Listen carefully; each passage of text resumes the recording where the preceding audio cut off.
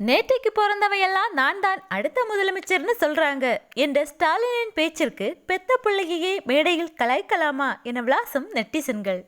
தளபதி விஜய் அவர்கள் அரசியலில் களமிறங்கியுள்ளது யாருக்கு எப்படியோ, ஆனால் ஆளும் கட்சியான திமுகவிற்கு அது பேரிடியாகவே அமைந்துள்ளது.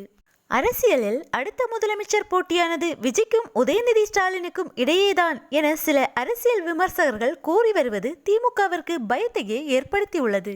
அதனால்தான் முதலமைச்சர் ஸ்டாலின் அவர்கள் தான் பங்கேற்கும் அனைத்து கூட்டங்களிலும் நேற்று கட்சி ஆரம்பித்தவன் எல்லாம் முதலமைச்சர் ஆகணும்னு ஆசைப்படுறான் என தொடர்ந்து தளபதி விஜயை மறைமுகமாக விமர்சித்து வருகிறார்.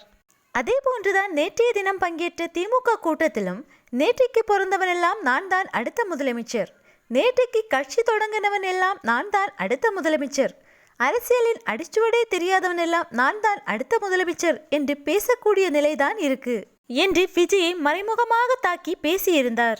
ஆனால் ஸ்டாலின் அவர்களின் பேச்சு உதயநிதி ஸ்டாலினுக்கும் பொருந்தும் வகையில்தான் அமைந்துள்ளது. அவரும் நேற்றுதான் கட்சியில் இணைந்துள்ளார்.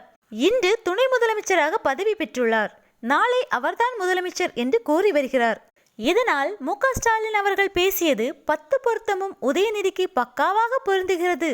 பெத்த பிள்ளையே இப்படி பொது மேடையில் கலாய்க்கலாமா என்று நெட்டிசன்கள் சமூக வலைதளங்களில் விளாசி வருகின்றனர்.